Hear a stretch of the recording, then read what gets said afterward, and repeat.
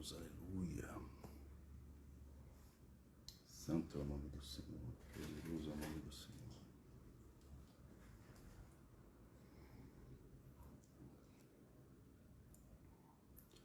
Santo é o teu nome, Senhor. Meu querido, minha querida, boa noite, boa tarde, boa madrugada, não sei que horas que você está assistindo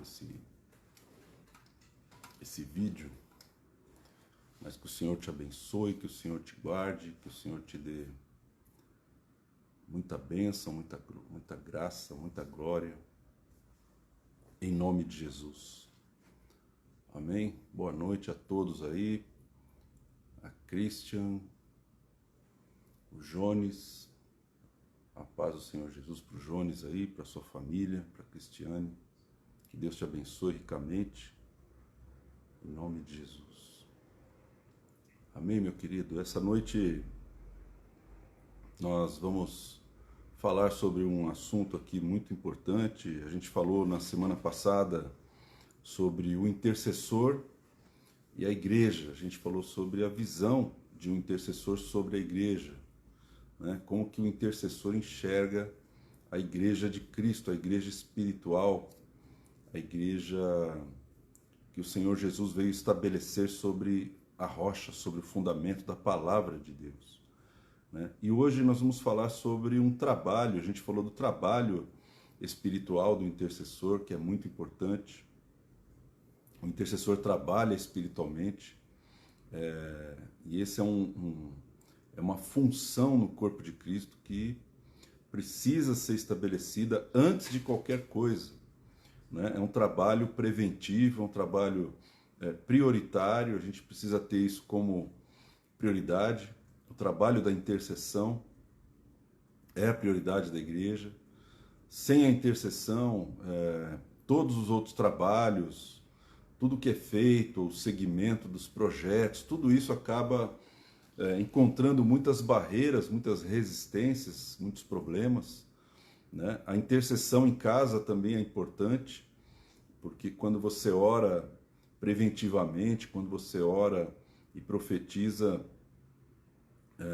você consegue estabelecer os planos, os projetos, e todas as áreas da sua vida são colocadas diante do Senhor e Ele acaba estabelecendo os seus projetos. A Bíblia fala sobre isso, né? Apresenta ao Senhor os seus projetos e eles serão estabelecidos. Então temos que apresentar ao Senhor os nossos projetos. E o intercessor é aquele que apresenta diante do Senhor os diversos projetos dentro da igreja, né? E uma coisa importante que nós precisamos compreender é que a igreja é espiritual, né? É lógico que ela existe fisicamente, mas nem toda a igreja física é a igreja espiritual. Nem toda a igreja física é a igreja espiritual. Mas a igreja espiritual, ela está no mundo físico. E isso é uma diferença muito grande, né? Você chega numa igreja, existe uma igreja espiritual ali. A igreja espiritual está ali. Onde estiverem 2 ou 3 reunidos em meu nome, ali estou no meio deles. Ali é uma igreja espiritual, porque 100% da igreja espiritual está ali. Mas nem sempre o que a igreja física está ali é a igreja espiritual. Tem pessoas que estão ali reunidas, mas elas não estão ali com o propósito correto diante de Deus, com o coração correto diante de Deus. Não estão ali para levantar um altar ao Senhor, para invocar seu nome ou para trazer a sua presença. Então, a igreja física, ela contém a igreja espiritual, não é? Mas nem toda a igreja física é a igreja espiritual. Não é porque você tem uma igreja espiritual, uma igreja física, que todo mundo está envolvido com o aspecto espiritual da igreja. Na realidade, são poucas pessoas que estão envolvidas nesse aspecto. E aí nós precisamos crescer no conhecimento e ter o trabalho espiritual bem executado, que é o trabalho da intercessão. O trabalho da intercessão, a intercessão trabalha com a restauração. E o que nós vamos falar essa noite vai ser algo voltado para isso. Deus deixou um modelo para nós na palavra de Deus, sobre a restauração do sacerdócio, restauração da unção, né? Como se restaura a unção. Eu não sei se você já teve esse conhecimento, ou se você já teve essa situação de ver uma igreja que não tem mais unção, ou de uma pessoa, um ministro, né, que não tem mais unção, né? Então, quero mandar um abraço aí para o seu Manuel, lá de São Gonçalo, Rio de Janeiro. Um abraço, seu Manuel, e toda a sua família. Também estou com saudade de vocês aí, em nome de Jesus.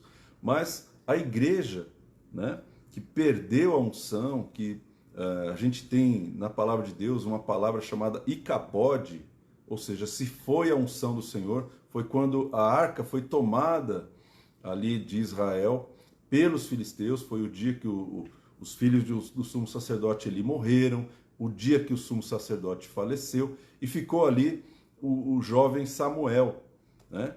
Você encontra isso em 1 Samuel, nos primeiros capítulos. E ali você tem uma palavra que é um filho, o filho de uma das mulheres do filho de Eli.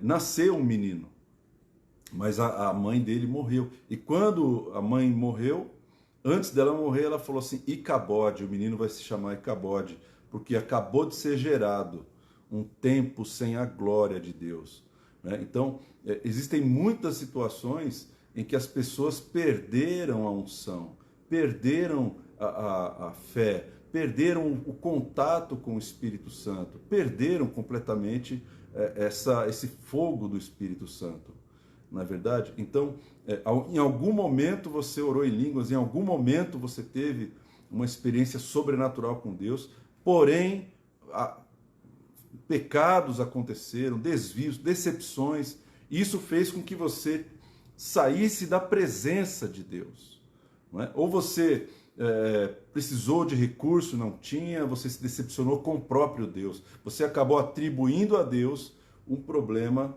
que não foi ele que causou, e isso foi determinante na hora de você virar as costas para Deus. Então, esse é um quadro que é necessária a restauração da unção. E nós vamos aprender hoje aqui, através de uma história, né, a história de Ezequias, que o incenso, ele pode restaurar a unção, ele pode restaurar o ofício sacerdotal, ele pode restaurar, né, o fogo no altar. Amém? Então vamos orar, pedir para Deus falar conosco, e dar para nós um ensino que nós precisamos. Amém?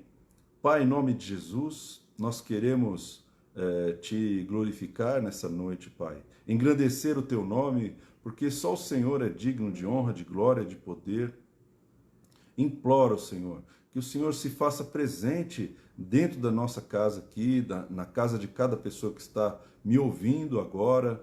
Em nome de Jesus, que a presença do Senhor venha sobre nós e que o ensino do Teu Espírito Santo chegue aos nossos ouvidos, Pai. Nós não queremos resistir ao Teu Espírito e não queremos resistir à Tua Palavra. Então quebranta o nosso coração e faz de nós, Senhor, pessoas quebrantadas e pessoas ensináveis na Sua Palavra, em nome de Jesus. Que a Tua Palavra não volte vazia, mas que ela encontre o endereço certo, Pai. Que ela seja a palavra rema no coração da pessoa que precisa de rema, em nome de Jesus. Amém. Amém. Amém, meu querido? Então vamos lá. Eu vou ler 2 Crônicas, capítulo 28, e versículo de 1 a 13, diz assim: Tinha Acás 20 anos de idade, quando começou a reinar, e reinou 16 anos em Jerusalém. E não fez o que era reto perante o Senhor, como Davi, seu pai. Andou nos caminhos dos reis de Israel, e até fez imagens fundidas a Baalins. Também queimou incenso no vale do filho de Inom, e queimou a seus próprios filhos, segundo as abominações dos gentios, que o Senhor lançara de diante dos filhos de Israel. Então, esse homem chamado Acás, ele assumiu o trono de governo ali em Judá, em Jerusalém, só que ele foi um rei muito mau. Ele foi um rei, a Bíblia descreve ele, que ele fez o que era mal aos olhos do Senhor. Ou seja, Acaz foi um homem pecador diante do Senhor. Qual é o problema de um rei ser um homem pecador? De uma autoridade civil, uma autoridade política, uma autoridade religiosa, ser um homem pecador diante do Senhor? O problema é que isso traz uma situação sobre todo mundo que está debaixo daquela autoridade.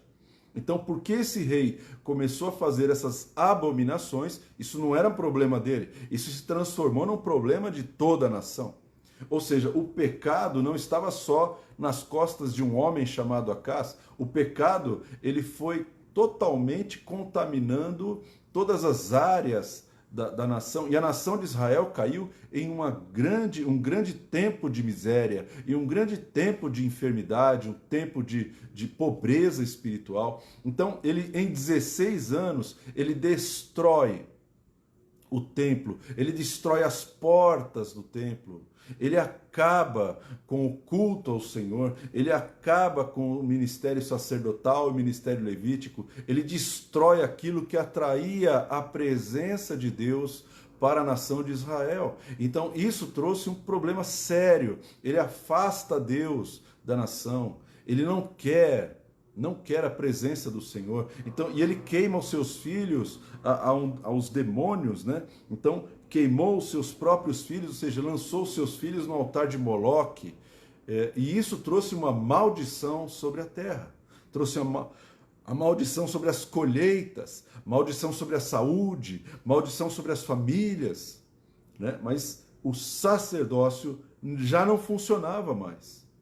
Então, esse é o quadro que Acaz deixa quando ele morre. 16 anos ele reina, mas quando ele morre, ele deixa esse quadro complicadíssimo em toda a nação.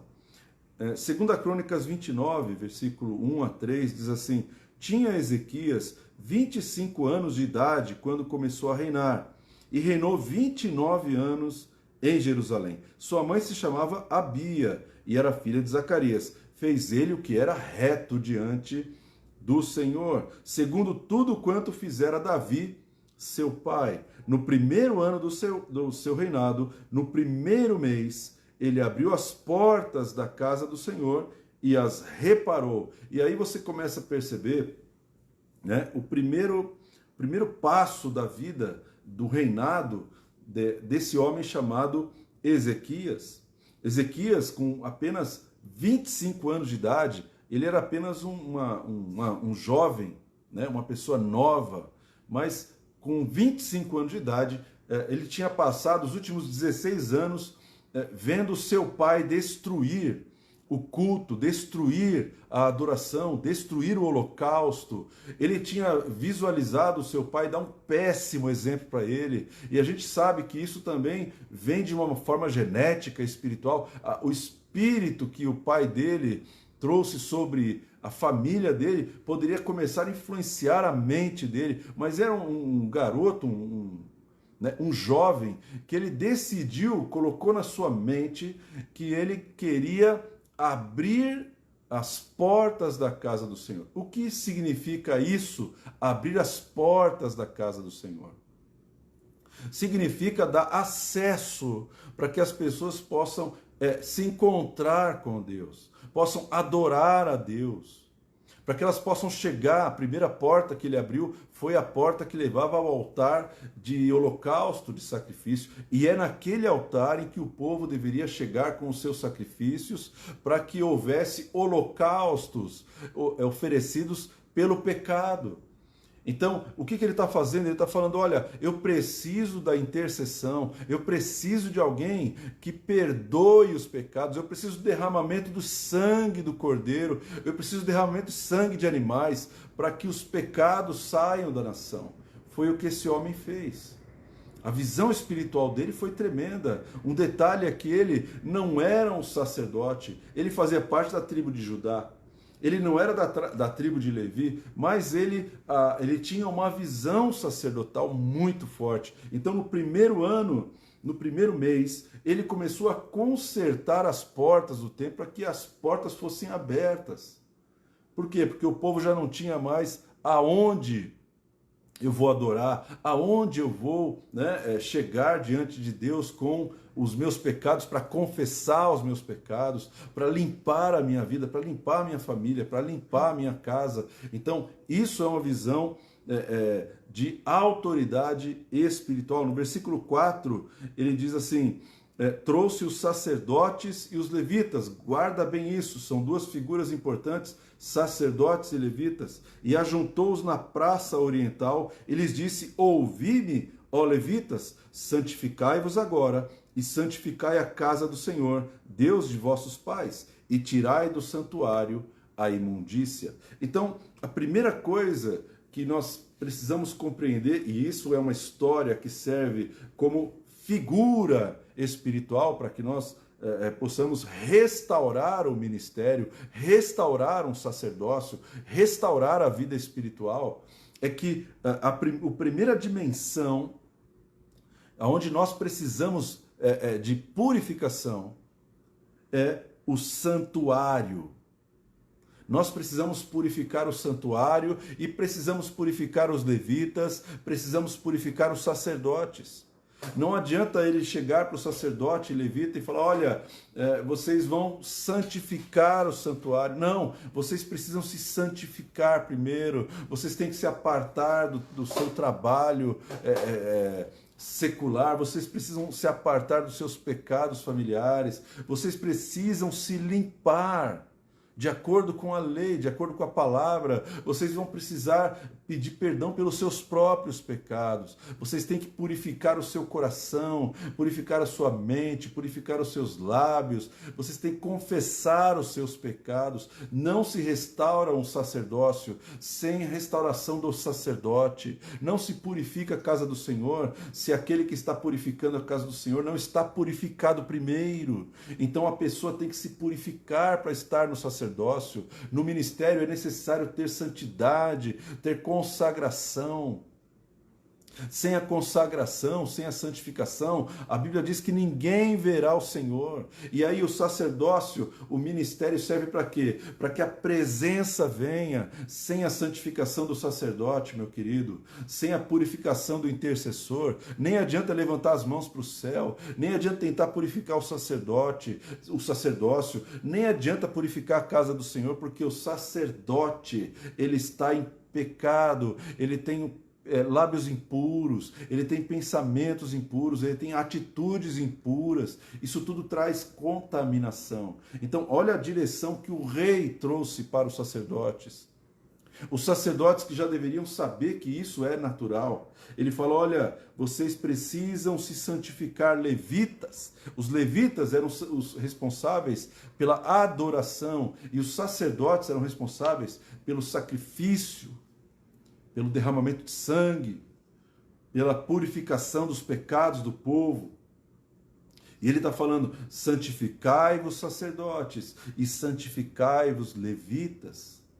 Então, se você quer incenso para restaurar a unção na sua casa, se você quer um incenso para restaurar a unção na sua igreja, você precisa santificar essas duas dimensões. Você não pode ter uma pessoa que está sendo santificada no altar de adoração, mas outra que não está santificada no altar de oração. Você não pode ter uma pessoa santificada no altar de oração, de intercessão, mas alguém está no altar de adoração que não se santificou, que não se purificou, que está contaminado com músicas do mundo, né? O intercessor está contaminado com tantas coisas no planeta, no mundo, aí na vida dele que ele leva. Então, ele não se santificou. Isso tudo compromete a restauração da unção, compromete a restauração do sacerdócio. Por isso Satanás ele quer contaminar o altar, quer contaminar os intercessores, ele quer contaminar os adoradores, ele quer trazer pecado sobre os intercessores e adoradores, porque você compromete a unção, você compromete a presença de Deus quando você traz algo totalmente impuro no altar. Não é toda a música que Deus recebe, não é toda a oração que Deus ouve, não é, meu querido. Ah, mas Deus não ouve as orações. Ele ouve as orações desde que as pessoas que estão orando, elas tenham um coração quebrantado na presença do Senhor, desde que tenham confessado os seus pecados, desde que elas reconheçam que quem nós somos? Nós somos pecadores. Nós somos pessoas sujeitas às paixões dessa vida. Então eu preciso, para me aproximar de Deus, eu preciso me purificar primeiro. Preciso me santificar. Porque eu vou estar oferecendo a Deus um incenso sagrado, eu vou oferecer a Deus a minha oração, eu vou oferecer a Deus o meu louvor, a minha adoração. O que a gente menos vê por aí é santidade ao Senhor nos altares e no meio dos sacerdócios. Por quê? Porque a santidade ela tem que estar na pregação, mas a gente esquece que a santidade primeiro tem que acontecer no meio dos sacerdotes e no meio dos levitas. Se nós precisamos de unção, restauração da unção, nós precisamos santificar primeiro essas duas dimensões, esses dois sacerdotes. Amém? O sacerdote de adoração e o sacerdote de intercessão, o sacerdote que oferece sacrifício pelo pecado dos outros. Amém, meu querido? Então, olha o que o rei está falando, né? O versículo 10 diz assim: agora estou resolvido a fazer uma aliança com o Senhor Deus de Israel, para que se desvie de nós o ardor da sua ira. Então olha o que o rei está falando, ele precisa tirar a ira de Deus. A ira de Deus está causando tudo isso. Mas por que a ira de Deus está assim? Porque não tem intercessor, porque não tem ninguém fazendo o trabalho espiritual, não tem ninguém confessando pecados. Isso é algo que tem que ser feito todos os dias, constantemente. Não é uma vez por semana, não é 2 vezes por semana. O ardor da ira de Deus se acende. Por quê? Por que Deus ficaria irado conosco? Ele fica irado por quê? Porque as iniquidades, elas estão separando as pessoas de Deus. As iniquidades, os pecados, né? as transgressões, isso tudo fere o coração de Deus. E Deus se ira com essas coisas. E a ira de Deus, Romanos 1,18 diz que a ira de Deus se manifesta sobre toda impiedade, sobre todo pecado. Então nós precisamos santificar os sacerdotes, santificar os levitas, precisamos passar em revista, precisamos congregá-los como fez Ezequias e falar, olha, nós precisamos fazer uma aliança com o Senhor e nós precisamos tirar a ira de Deus do nosso meio. Porque enquanto a ira de Deus estiver aqui entre nós, né, nós não teremos bons resultados, não teremos prosperidade, não teremos boas colheitas, não teremos nada. Então nós precisamos afastar o ardor da ira de Deus. E aí tem outra revelação tremenda. Só tem uma pessoa que pode lidar com a ira de Deus, irmão. É o sacerdócio, o sacerdote.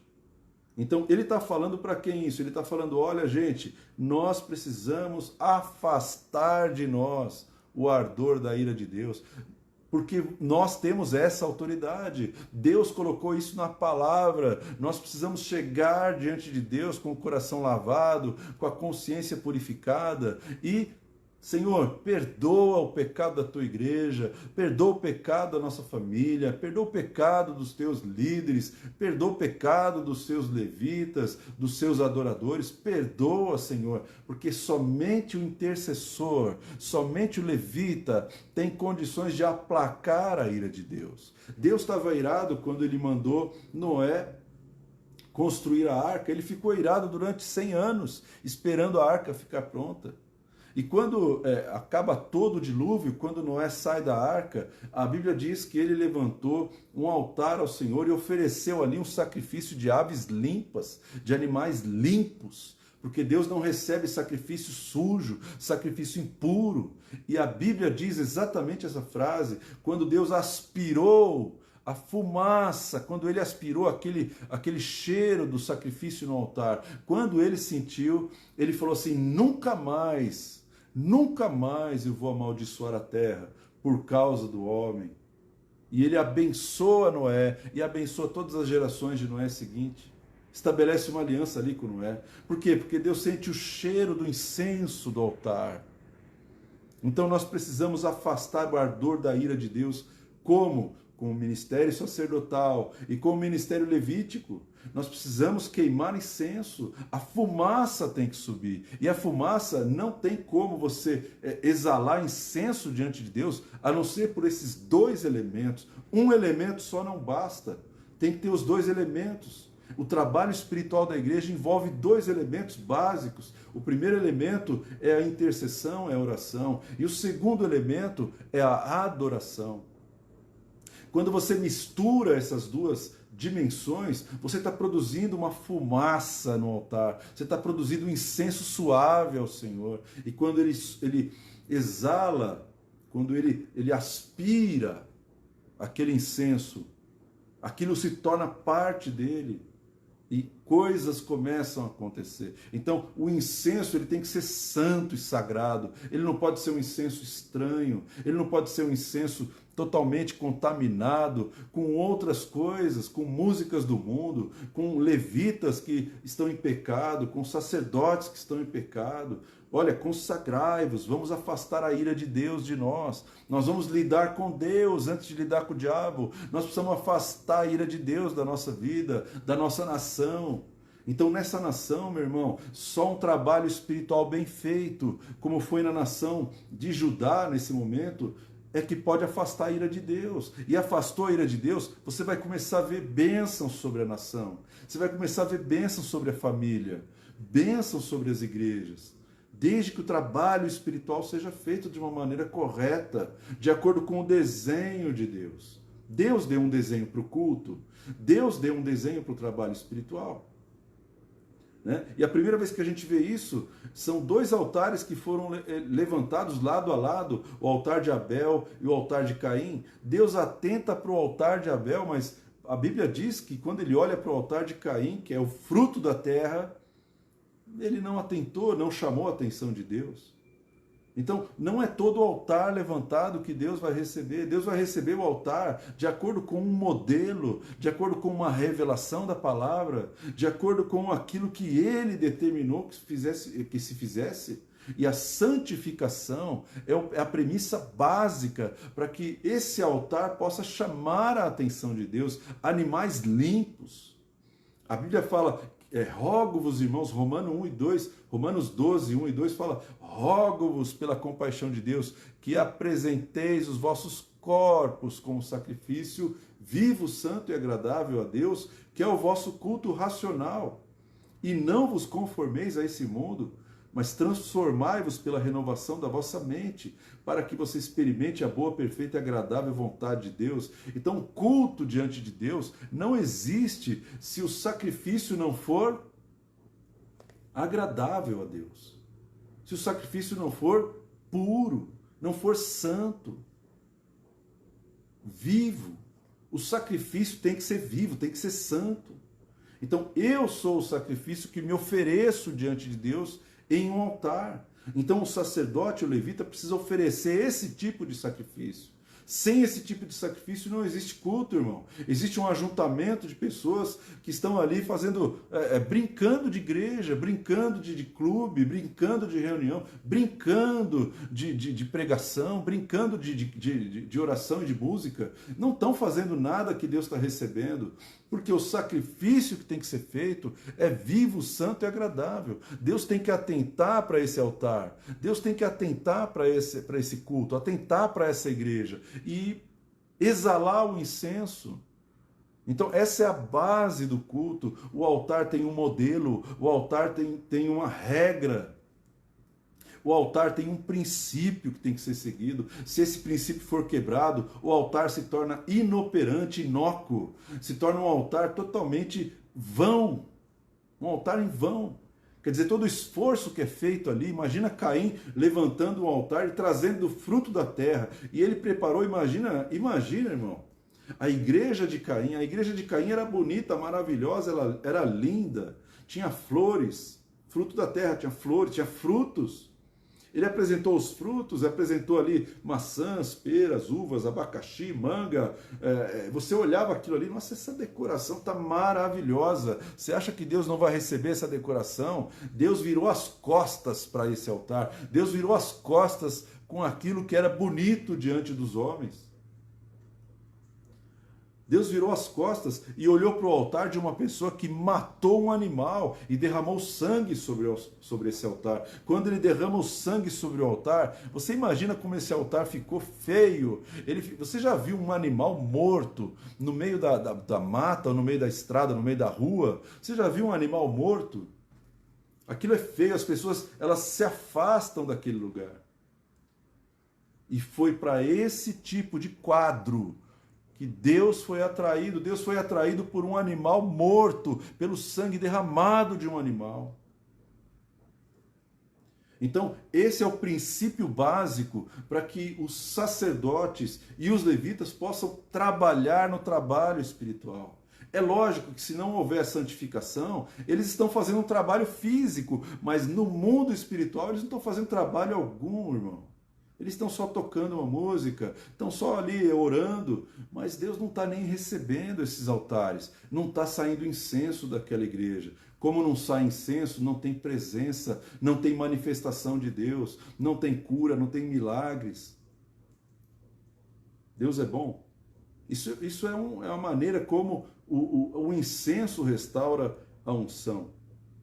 Versículo 11 diz assim: filhos meus, não sejam negligentes, pois o Senhor vos escolheu, para estardes diante dele, para o servirdes, para ser de seus ministros e queimardes incenso. E aí, olha só que tremendo, o Senhor escolheu os intercessores, o Senhor escolheu os levitas. A única coisa que o rei falou foi: não seja negligente.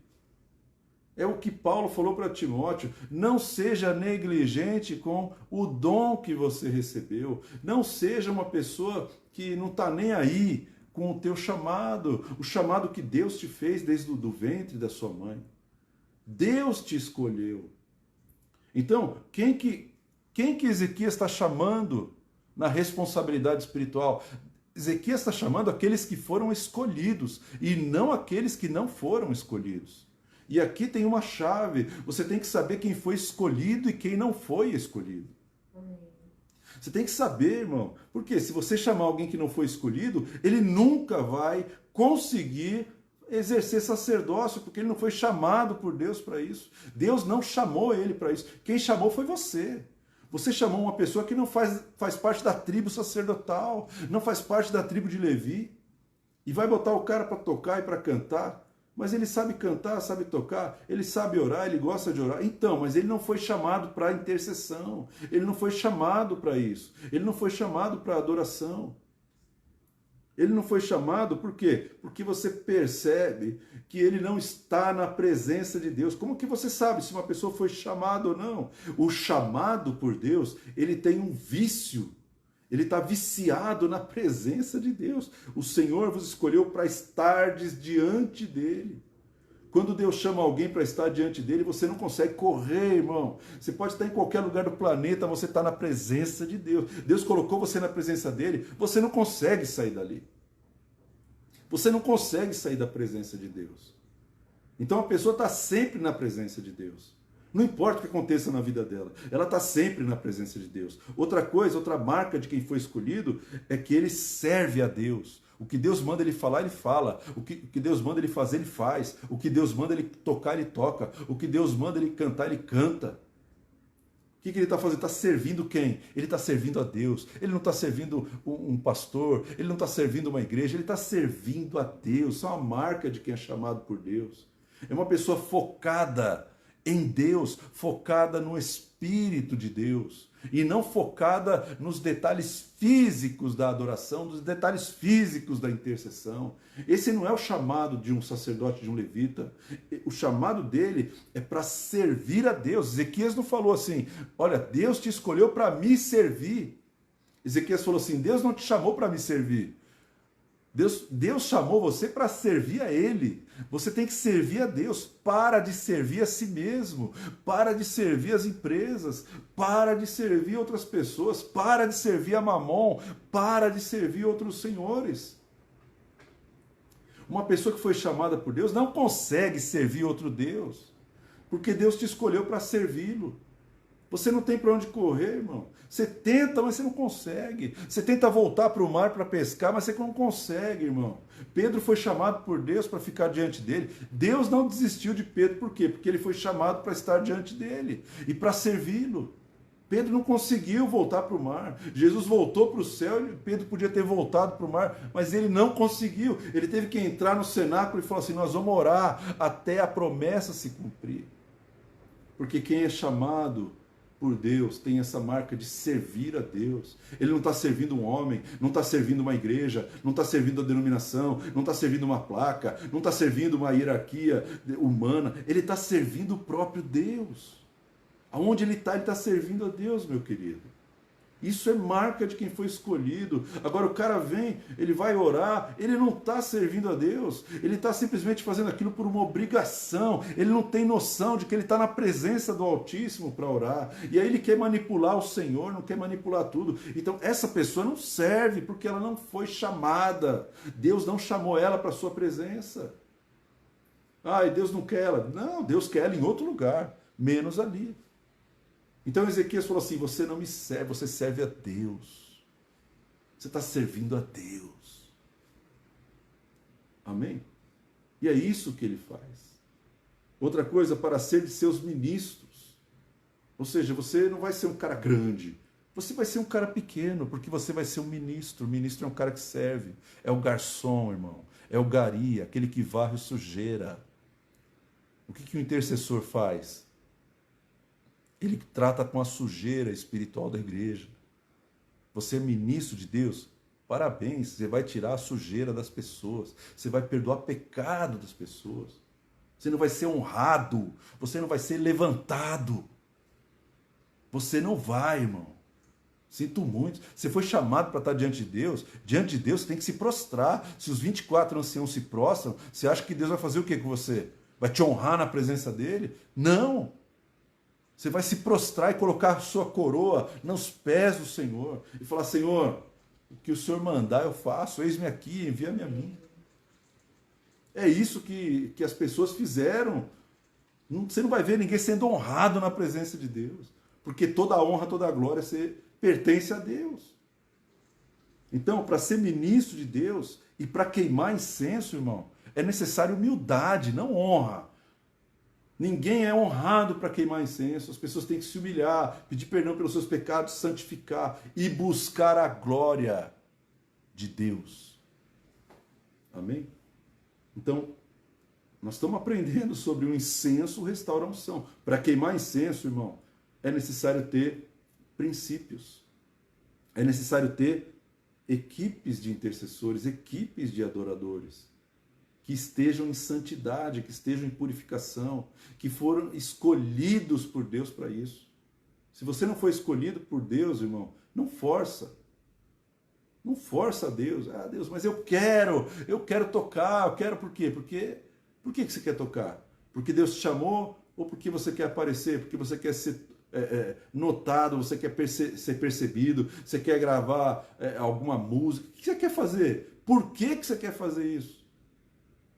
Por que você quer fazer parte da intercessão? Para parecer mais espiritual que os outros? Para levar tapa nas costas? Para ser chamado de profeta? Para ser chamado de pastor? Meu irmão, sai dessa, irmão.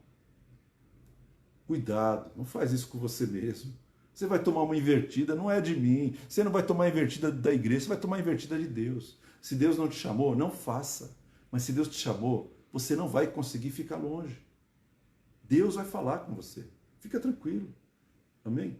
Versículo 18 diz assim: então foram ter com o rei Ezequias no palácio e disseram: já purificamos toda a casa do Senhor, como também o altar do holocausto, com todos os seus utensílios e a mesa da proposição com todos os seus objetos. Também todos os objetos que o rei Acás, no seu reinado, lançou fora na sua transgressão. Já preparamos e santificamos, e eis estão diante do altar do Senhor. Olha só que forte, irmão. O que esses homens, o que esses sacerdotes e levitas fizeram? Eles prepararam um cenário profético. Eles prepararam um ambiente profético. O ambiente que eles prepararam não é um ambiente físico. É um ambiente espiritual, irmão. Qual é o ambiente espiritual que Deus precisa para se manifestar? Qual é o ambiente espiritual que Deus precisa para receber as ofertas, os sacrifícios, os holocaustos, as adorações? Qual é o ambiente que Deus precisa para que Ele venha falar com o seu povo? Então, os sacerdotes, os levitas, eles são guiados pelo Espírito para preparar o ambiente espiritual do culto. Você já foi num culto onde está tudo pesado, onde está tudo ruim? Você fala, meu Deus, o que é isso? É um culto ao Senhor ou um culto ao diabo? Você fala, está um peso aqui, eu não consigo, né? Está uma coisa escura, parece que eu estou opresso, sinto sono, dor, né? Não tem a presença disso, sente presença demoníaca ali. É porque faltou o ambiente espiritual ser preparado. Por quem que ele é preparado? Ele é preparado pelo incenso. O incenso prepara o ambiente. A adoração. Mas a adoração está tocando, mas a adoração ela tem que tocar para Deus. Depois vai tocar para o povo. Primeiro tem que adorar a Deus. Primeiro você tem que sacrificar o Senhor. Você tem que orar, pedir perdão pelos pecados, limpar tudo, ungir quando Deus mandar ungir, jogar água quando Deus mandar jogar água, fazer ato profético quando Deus mandar fazer ato profético. Antes de tudo, você tem que fazer essas orações, intercessões. Está em Timóteo 2:1. Você tem que fazer isso antes. Então, nós já santificamos, já preparamos o ambiente profético para o culto. Antes de você fazer um culto, você tem que preparar um ambiente profético. Não tem ambiente espiritual, Deus não vai se revelar, Deus não vai falar, Deus não vai receber nenhuma oferta, Deus não vai receber nenhum dízimo. Por quê? Porque não tem um ambiente preparado, santificado, consagrado, separado para o Senhor. O ambiente tem que estar separado para o Senhor. Alguém tem que ter tempo de oração antes do culto, alguém tem que ter tempo de adoração antes do culto. Amém ou não amém? É o modelo de Ezequias, né? Então, não dá para exercer o ofício sacerdotal levítico sem a santificação. E não se queima incenso sem a consagração, sem a santificação do sacerdote, no corpo, na alma e no espírito. Sem a consagração da minha vida, não dá para você queimar incenso. Porque o incenso vai ser um incenso estranho, que vai provocar a ira de Deus. Versículo 20, 2 Crônicas 29:20. Então o rei Ezequias se levantou de madrugada, reuniu os príncipes da cidade e subiu à casa do Senhor. Aí ele reúne os príncipes da cidade e mandou trazer 7 novilhos, 7 carneiros, 7 cordeiros, 7 bodes, de madrugada, como oferta pelo pecado a favor do reino, a favor do santuário e de Judá. E aos filhos de Arão, sacerdotes, que os oferecessem sobre o altar do Senhor. Qual é o primeiro culto que ele fez? Antes de abrir o culto para o público, antes de abrir para o povo, qual é o primeiro culto que ele faz? Ele faz um culto com quem tem autoridade. Ele pega os príncipes da cidade e ele começa a pedir perdão pelos pecados da nação. Porque agora eu tenho quem oficie o sacerdócio, eu tenho quem sacrifique os animais, eu tenho alguém para adorar a Deus, para queimar incenso. Então, o primeiro culto tem que vir de cima e não de baixo. Eu estou preparando ainda a unção para o povo. Eu tenho que abrir caminho para que a unção desça sobre a cabeça, escorra sobre a barba, e aí vá pelas vestes e toque todo o povo. Com o manto, eu preciso começar de cima. A unção vem de cima para baixo, ela não vai de baixo para cima. Então primeiro vem os sacerdotes levitas, o rei Ezequias fala, vocês têm que queimar incenso. Depois que eles santificaram tudo, ele pega os príncipes da cidade, né? Mortos os novilhos, os sacerdotes tomaram o sangue e o aspergiram sobre o altar, santificando o altar. Mataram os carneiros e expandiram o sangue sobre o altar, santificando o altar. Né? E também mataram os cordeiros e aspergiram o sangue sobre o altar. E a Bíblia diz, sem o sangue não há remissão de pecados. Para oferta pelo pecado, trouxeram os bodes perante o rei e a congregação e puseram as mãos sobre ele. Os sacerdotes mataram e com o sangue fizeram oferta pelo pecado. ao pé do altar para a expiação de todo Israel, porque o rei tinha ordenado que se fizesse aquele holocausto e oferta pelo pecado por todo Israel. Primeira coisa que tem que tratar, pecado. Qual? Pecado individual, meu pecado individual e o pecado coletivo. Eu vou instituir aqui a Páscoa, eu vou instituir aqui algum tipo de culto. Então primeiro você lida com os pecados. Primeiro você tira os pecados. Você não vai instituir um culto se você não tirar os pecados. Porque o pecado faz separação entre nós e Deus. Nós precisamos do sangue do Cordeiro primeiro. Precisamos confessar os nossos pecados, porque aí sim Ele é fiel e justo para nos perdoar os pecados, para abrir o céu. Então, primeiro você precisa juntar as pessoas para confessar os pecados delas, confessar os pecados da igreja, confessar os pecados da cidade. Primeiro você lida com essas dimensões de pecado. Não se estabelece o culto sem você primeiro não tirar os pecados.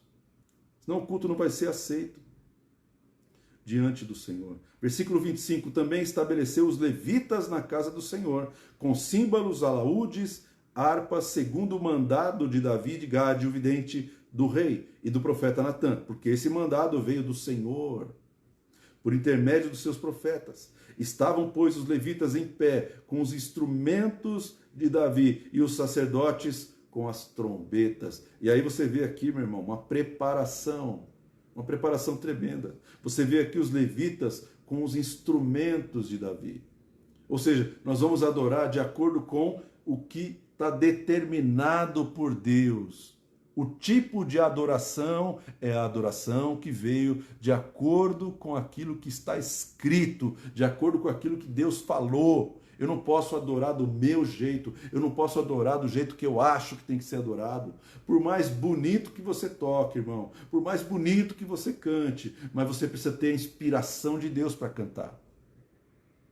Você precisa ter a inspiração de Deus para adorar.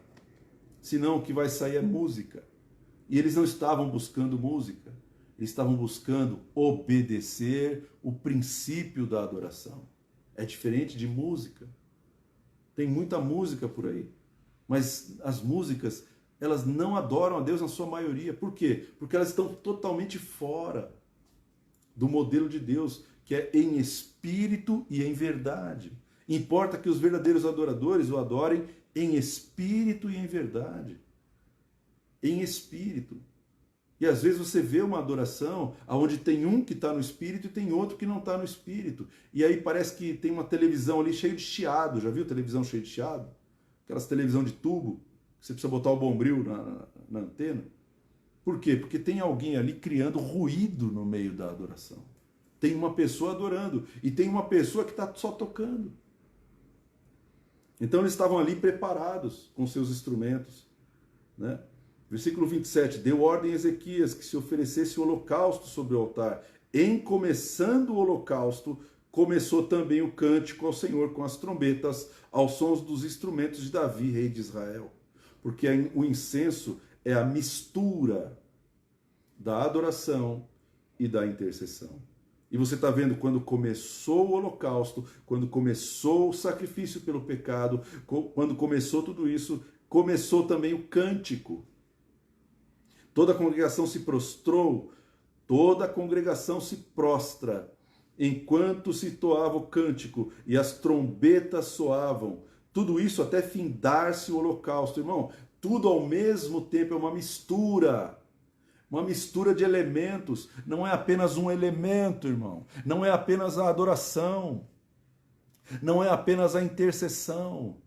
Não é apenas a trombeta, o shofar. Não é, você precisa misturar os elementos em unidade. Você tem que promover a unidade entre esses ministérios, entre esses elementos. Senão o incenso não é queimado. Senão você não consegue estabelecer culto. Você não consegue estabelecer culto só porque você é um adorador. Não, você precisa de um intercessor. Você vê um caso no meio de Israel em que um rei foi perguntar algo para um profeta. O profeta falou assim, me traz um tangedor. Me traz um tangedor para que eu seja inspirado por Deus. Me traz alguém aqui que faça com a sua harpa, o seu violão, o seu alaúde, o seu símbolo, um som de adoração. Porque você precisa ter um ambiente, e esse ambiente não é formado de um único elemento, são 2 ou 3 elementos, 4 elementos. Toda a Bíblia fala disso, a mistura de elementos é que traz a presença de Deus. E tendo eles acabado de oferecer o sacrifício, o rei e todos os que se achavam com ele se prostraram e adoraram. Aí o rei se adora. E todos que estavam com ele se adoram. Por quê? Porque aí sim, os sacerdotes e os levitas conseguiram atrair a presença de Deus. O incenso foi queimado, irmão. E o primeiro a se prostrar foi o rei. O primeiro a reconhecer a presença foi o rei. O primeiro a reconhecer a presença não foi o povo, foi o rei. É o primeiro que tem que buscar a presença, porque o óleo vem de cima para baixo.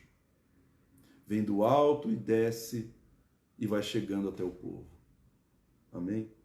Tendo eles acabado de oferecer o sacrifício, o rei e todos os que se achavam com ele prostraram-se e adoraram. Então o rei Ezequias e os príncipes ordenaram aos levitas que louvassem ao Senhor com as palavras de Davi, com os salmos, e Asaf, o vidente. Eles o fizeram com alegria, se inclinaram e adoraram. Amém? Versículo 31. Disse ainda Ezequias: agora vos consagrastes a vós mesmos ao Senhor. Agora vocês estão consagrados. Chegai-vos e trazei sacrifícios e ofertas de ações de graças à casa do Senhor. Então agora o sacrifício mudou. Agora você vai trazer uma oferta profética. Você vai trazer um sacrifício de ação de graças, já não é pelo pecado. Porque o pecado já foi retirado.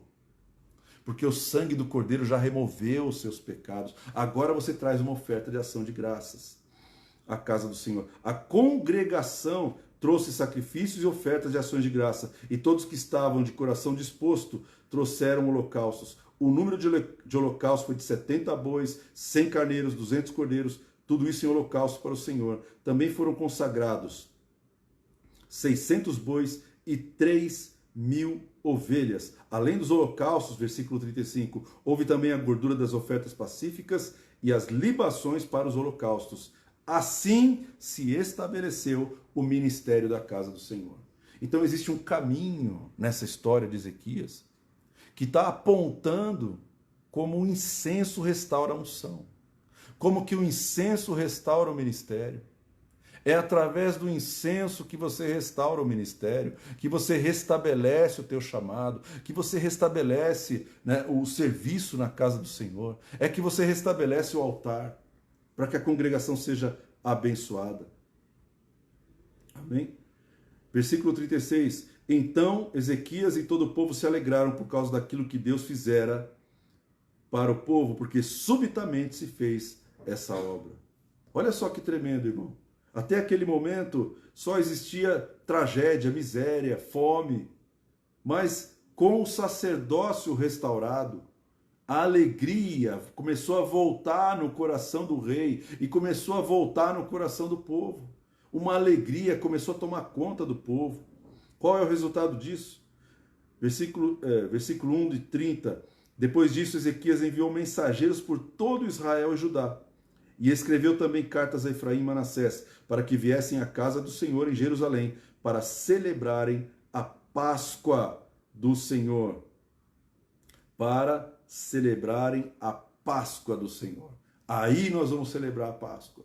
Não celebramos a Páscoa enquanto o altar não for purificado. Não celebramos a Páscoa enquanto os escolhidos não forem consagrados. Não celebramos a Páscoa, não trazemos ofertas de ação de graças ao Senhor, enquanto não houver tratamento de pecado.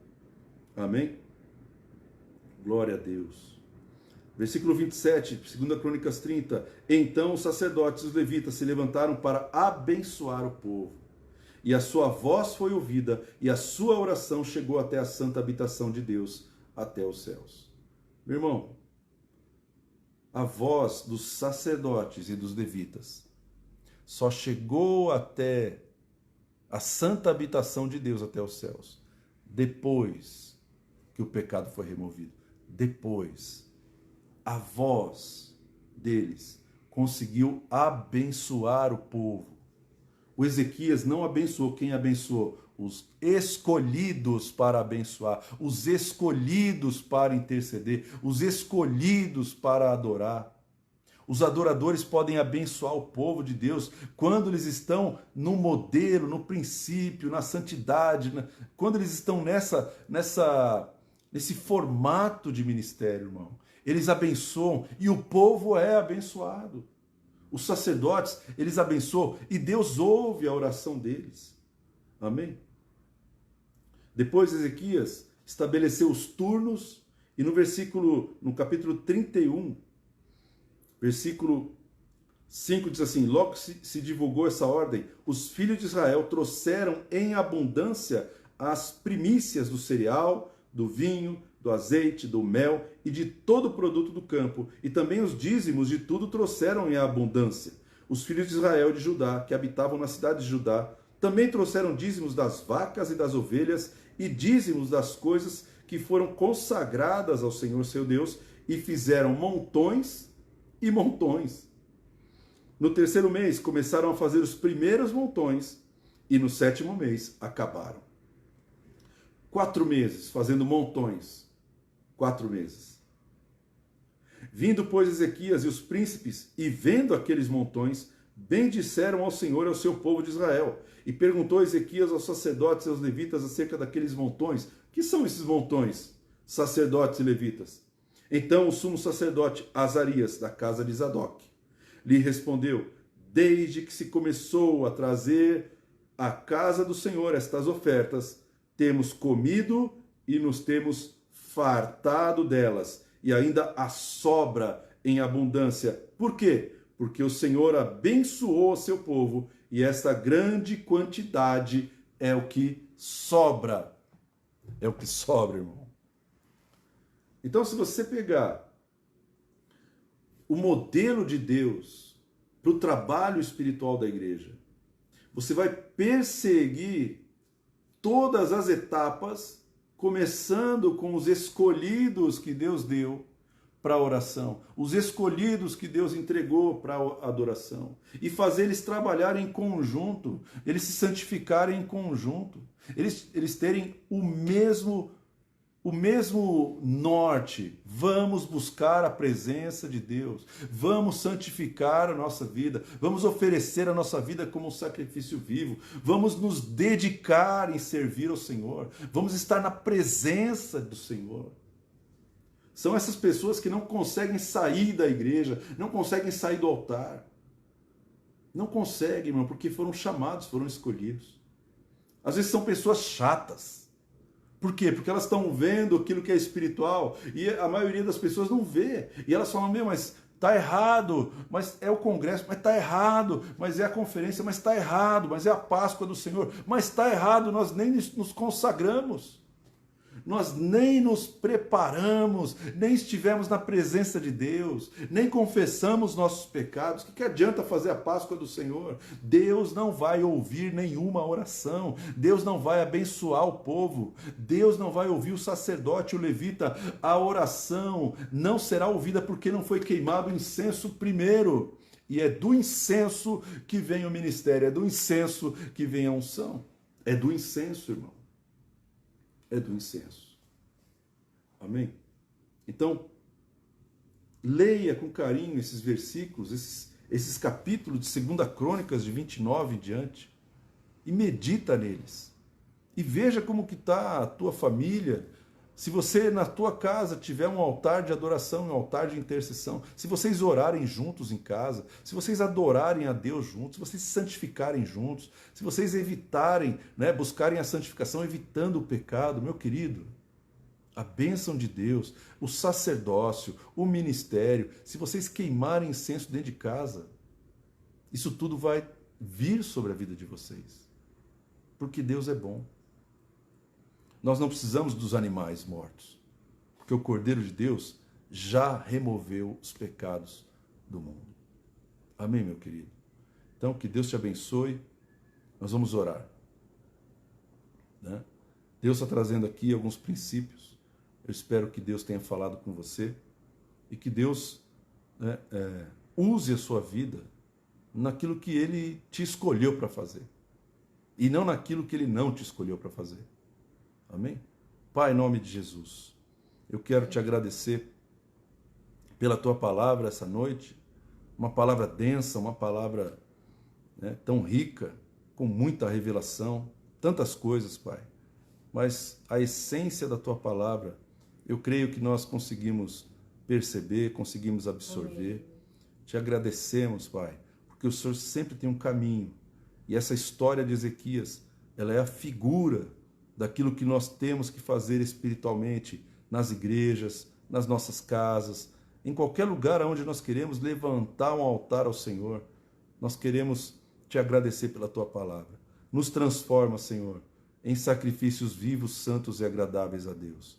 Que nós saibamos ter a nossa vida na Tua presença. Não nos tire da Tua presença por causa do nosso pecado e perdoa, Senhor, a nossa negligência, perdoa, Senhor, as nossas falhas, perdoa, Senhor, aquilo que nós transgredimos e que nos afastou do Senhor, aquilo que nós matamos, Senhor, enterrando os nossos talentos e abafando o fogo do Senhor. Pedimos perdão por ter apagado o Espírito de Deus. Pai, que a unção, ela comece a retornar sobre cada sacerdote, sobre cada levita, sobre cada altar, Senhor. E eu já profetizo que não faltará ministério sacerdotal e não faltará ministério levítico para as igrejas nessa nação. Sempre vai se levantar sacerdotes e levitas, sempre vai se levantar sacerdotes e levitas para restaurar os ministérios, restaurar as igrejas, restaurar os sacerdotes, em nome de Jesus. Amém. Amém, meu querido. Que Deus te abençoe, te guarde, que Deus faça resplandecer o seu rosto sobre ti, que Deus tenha misericórdia de ti e te dê a paz. Amém? Semana que vem a gente volta com mais um assunto relacionado à intercessão. Deus te abençoe.